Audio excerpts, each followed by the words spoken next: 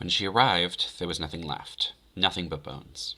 Her eyes lingered on all that remained, a calcified tree whose lifeless frame was revealed by the embers that she had bore.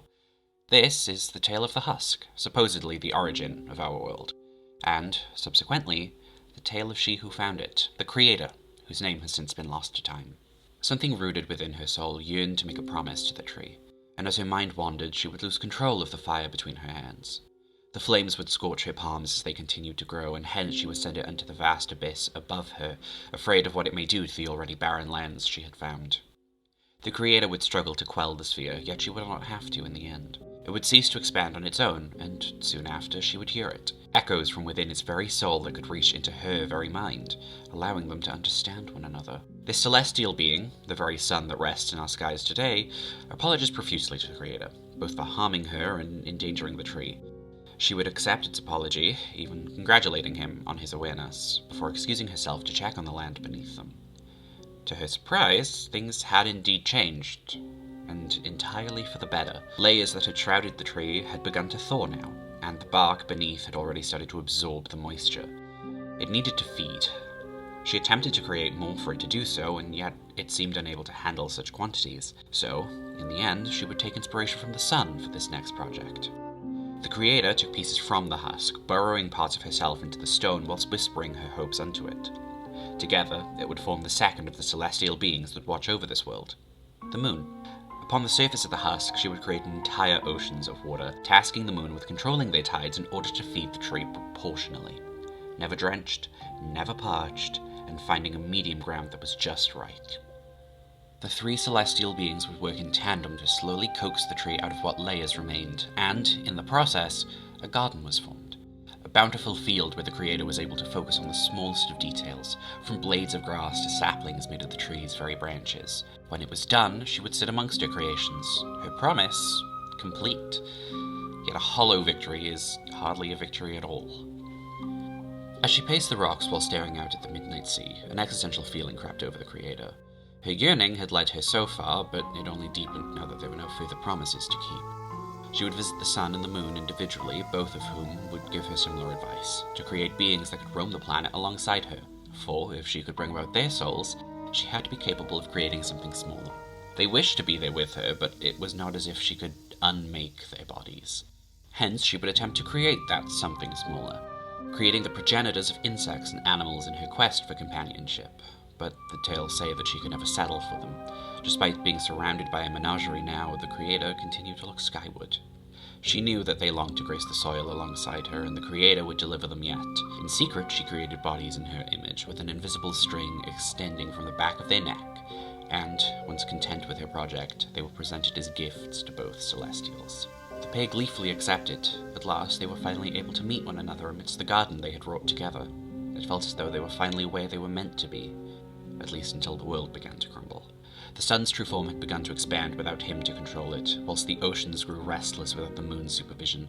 These joyous moments together were quickly cut short as they returned to their true forms, and the Creator was left alone again. They now knew their time was limited. The Creator continued to research a permanent solution, whilst the sun and the moon would periodically use their strings to fall back into their new frames. It would never be for long, and yet they only ever grew closer. Each meeting was longer despite the dangers, which only upset the Creator further. She could sense their longing, but had no way to change how she had made them, and now their infatuation had risked everything she worked for. Whilst examining the Celestials' mortal bodies, the Creator would notice something odd happening to the moon's form. When she returned to that body next, the Creator would question how she felt, only for the moon to be unable to explain the sensation. Yet, it would eventually become abundantly clear what had happened. She had become pregnant. The moon would bear two living, breathing beings from her own body, unable to explain their creation. From on high, the Celestials would watch their children grow from mere infants to having forms akin to that which had birthed them. The difference being that they had no strings. This world was their home and they would walk it freely. Respectively, they would become known as the Titans of Earth and Flora, showing expertise in manipulating related matter. Soon after their coming of age, similar changes to the moon's body occurred, and, during her second pregnancy, she would have a child that showed affinity to the air as it aged. After him would be a child of water, and lastly, a child of fire. Each were given their own domains to practice their magics, the air given the skies above all, the water given the oceans themselves, whilst Earth and Flora continued to walk the gardens of origin. The Titan of Fire was simply given the deserts beyond the gardens, only able to watch as his siblings adapted to their new homes. Yet he never would. Where he walked, the sands would turn to glass, puncturing his feet and leaving boiled blood behind to stain the dunes. He refused to continue on this lonesome state, and so he attempted to parley with his siblings. First, he would journey to the skies, only for his flames to fill the winds with smoke, making it nigh impossible for air to perform their tasks. Apologetic for his interference, he descended to the gardens below. Yet his arrival caused rampant wildfires that threatened the entirety of not just Flora's work, but the creator herself. He would flee the forests in order to find Earth, attempting to hide amongst the stone of his caves and mountains, yet even they melted under his touch, causing flows of lava to escape back into the grass and ocean beyond. Fire quickly fled the caves and found himself at the ocean's shore, diving in without much of a thought. For once, he could do no damage here, but it was instead done unto him. The waves corroded his being as water approached him, attempting to guide him out from the below as fast as they could. They would land upon the shores of the desert, both of them injured. The Creator would meet them upon the sands, called forth by the siblings who remained. As she attempted to heal both fire and water, the Creator would notice fragments upon their skin, a strange, almost glass-like stone all over them. This would become what we now know as obsidian brimstone, and according to the legends, these mere fragments were not all that existed. Where the flow of lava had met the ocean, a gigantic mass of stone had begun to form, and, upon it, witted beings who had not been alive mere hours before. These beings were smaller than even the Titans, yet the resemblance was uncanny, and it's believed that these would become, eventually, the first of the people to grace Alabor. Each Titan would forego pieces of their body in order to create the people in their image, and it's around this time that the Creator completely disappears from records. Most myths from here on surround the firmament of the Titan civilization, with no explanation given for her sudden appearance. There are moments here and there where she is mentioned in later scriptures, but for some reason she is absent from the events that occur. But, speaking of said civilizations, the first as far as is recorded would be upon the Isle of Inasagar, made entirely from the obsidian brimstone mentioned earlier. It was created by the Titan of Fire and those who came from his excursion under the sea. Alongside the isle, so too came various towns along the ocean floor nearby, made up of those who resembled the Titan of Water from the selfsame incident. Upon land, both Flora and Earth made people of their own from scratch. Whilst Flora's people harvested and utilized plant life, Earth's forged stone into tools and art. The two sides often exchanged goods and worked in tandem with one another. Lastly, there were the islands watched over by the Titan of Air, whose people acted as messengers between each of the prominent civilizations built up by the Titans. Each location had an ever-growing population that made it continuously more difficult to manage for each Titan, and so they collectively bore beings stronger than their people but weaker than themselves. These would be known as the Primordials, mentors to those out of the Titan's reach, who would continue to teach their lessons to all under their wings. In total, there would be 10 Primordials: Lilira, Asmodia, Mirana, Tortus, Verdan, Elven, Orkan, Torva, Erakan, and Raverna. Each of them would have their own titles and roles to play under the Titans, and most would accept them, but not all. Some believe that this was a cruel form of abandonment on the Titans' part, handing them off to the Primordials so that they may disappear as their creator had too. Others remained loyal to the Titans, and instead would argue for them against the naysayers, and soon enough this would evolve into an active division. It's said that each Titan, one by one, journeyed to find the creator and question what they should do, and yet no tale records what advice she gave, if any. The Titans had found themselves at the dilemma of whether or not to impose their will upon their people, for if they didn't, they may harm one another. On the other hand, they would be erasing the people's free will. They instead tried to advise from the sidelines, but there were those who had effectively abandoned the gods entirely by the time they came to their decision, and so they would refuse to listen. Those who had left behind their belief fled for the northernmost areas of Alabor in order to further separate themselves from their counterparts, yet all could not leave successfully. There were those who chose to stay, and those who were forced. Similarly, there were those who were dragged from their homes by their loved ones. It was a division that was tearing apart both sides internally, and yet neither would admit their weakness's existence. Neither side wanted a war, but neither side would back down either. The conflict began when a caravan of people rode further up north alongside the primordial Elven, with the aim of converting those they found back to the Titan's embrace, none of whom responded kindly to the invitation. It's unclear which side truly began the conflict, but those who had abandoned their faith and escaped the battlefield were able to tell the tale of Elven striking down an entire group who had attempted to defend themselves. An armada was formed soonly after, headed southbound to where the war would truly begin, the Bloodfield Plains, hence named for the events that followed. The fighting continued for upwards of a year, yet none stood a chance against the Primordials. By all accounts, it was an unfair fight to begin with, and yet the faithless would refuse to give up their cause. It was nothing but bloodshed, and the Titans refused to watch. Most turned their heads, and yet Earth looked onward in rage. Amidst a battle, he would sacrifice both of his arms in order to raise an entire mountain range to divide the people physically, with a gated tunnel at the very center. From on high, Earth would proclaim, "For 1,000 suns shall you stand apart, to reflect on these horrors so that they may never recur." There would be those who would try and climb the mountains, never to be heard from again. The Titans' presence in the world would wane as people were forced to survive on their lonesome for the 1,000 years ahead of them. Ways of worship would change drastically in both north and south, and those jagged mountains would forever remain as a reminder that the sacrifices made in their name. All they could do was wait for the gate to finally open. When the gates finally rose, it was not those who fought in the war that had witnessed the end of their sentence. It would be the descendants, long since curious about what awaited them on the other side of the mountains. The first days were cautious, civil exchanges held on either side and cities built to surround the gates. Yet, as they learned more of one another, celebrations were held. Parties and holidays were celebrated together before official pardons were passed to declare their own decision, aside from the gods, that the war was officially over. And so together, they would also rebuild. As the years went by, information was exchanged and cultures began to grow in unison. Knowledge from either side of the mountains was fundamentally changing how others thought about magic specifically. Most systems in the south were founded around the usage of holy magics, ones granted to them by the gods. Meanwhile, the northern practices were founded primarily in alchemy and science. In unison, these methods would lead to a brand new idea known as wizardry. This is most easily explained as pulling from the fabrics of existence string by string in order to keep the balance but borrow substantial power. Societies were founded on the concept of this union between religion and studies, leading to a questioning of not only the Titans but the Celestials too. Not in the same sense of abandonment, but rather acknowledging their existence whilst honoring the people's own free will. Those devoted to the gods were not shunned, yet working for oneself wasn't either. Those closest to the border allowed for both ideologies to mix and harmonize, actively encouraged by the Titans and their limited presence in the world now. Unfortunately, not all had gained such an open-minded stance. Those further out in the reaches of their respective continents still held ideals against those on either side, but due to the legislations in place, there was nothing they could do about it. Those near the border were now protecting each other by simply proving there was a potential for a practical relationship. In time, even those furthest away had their worries quelled. Thousands of years would pass as their civilization grew, yet the further they went, the more questions they ended up having. How did the husk come to be? What lies beyond the Celestials? Could one live within the veil beyond? Is death avoidable?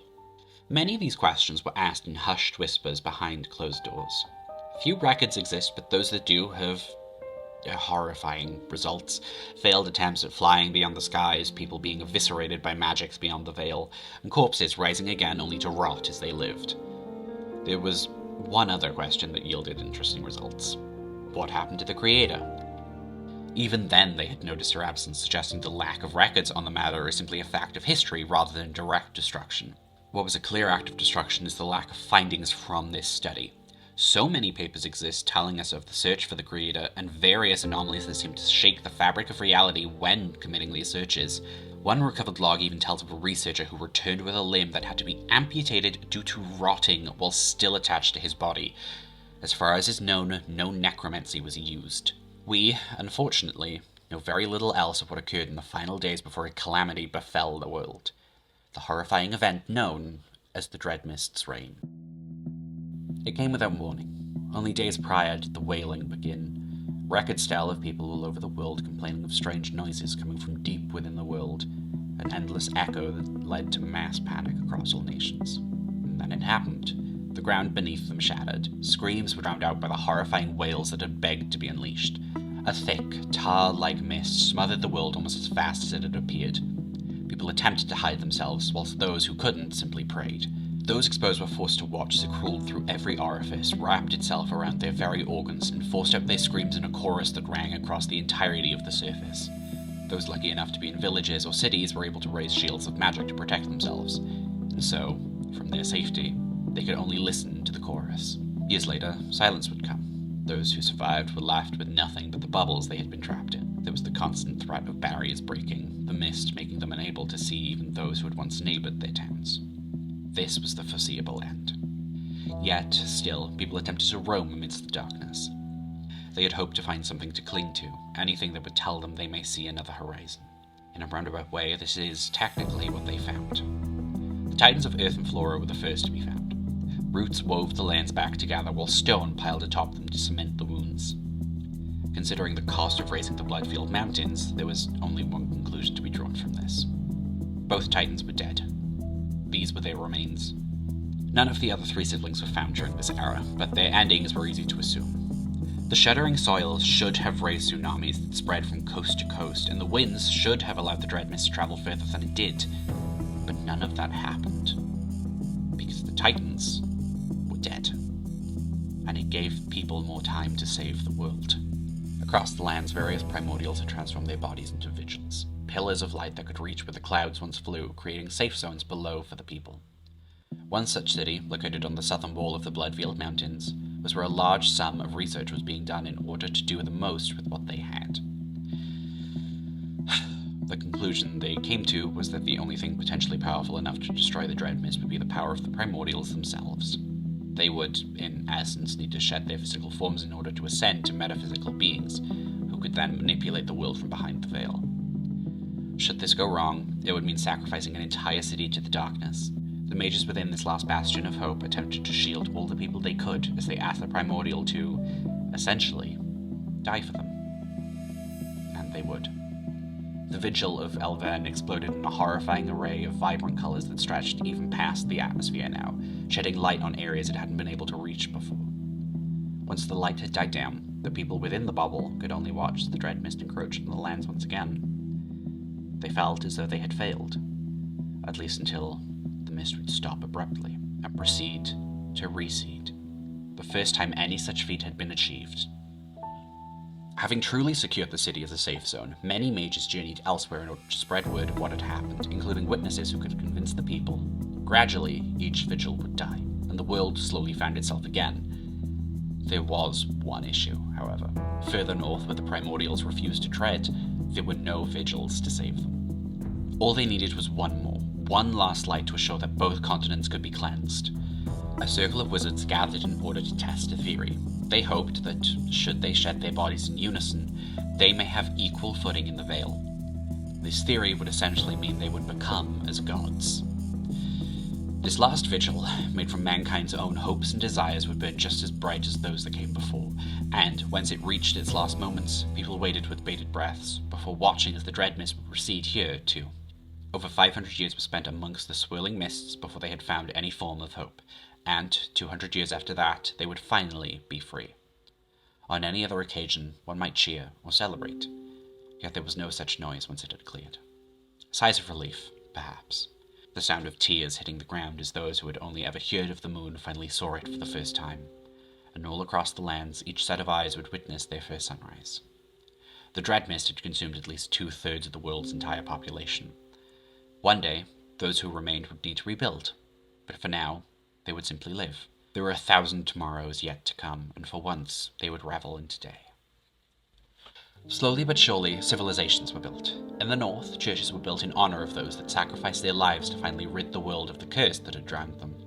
The north would become a trust, and those who saved it, its saints. Individually, countries rose across the continent as cities formed close alliances, and in time, they would explore lands once thought to be lost. Even in the southern continents, Middin and Mthrava, they would honor what came before, though instead of utilizing ruins, they would make them sacred places. They became landmarks that honored the primordials and their people so that they may ever have a place that remembered them. There were also many new features to the world that had never been recorded prior to the Dreadmist clearing. Never once were they mentioned prior to the end of the cleansing, nor were the rings around the moon that shimmered under her light. Meanwhile, gemstones had grown in veins beneath the soil, each holding strange properties depending on their typing. Such discoveries still have no explanation to this day, despite many theories being considered possible.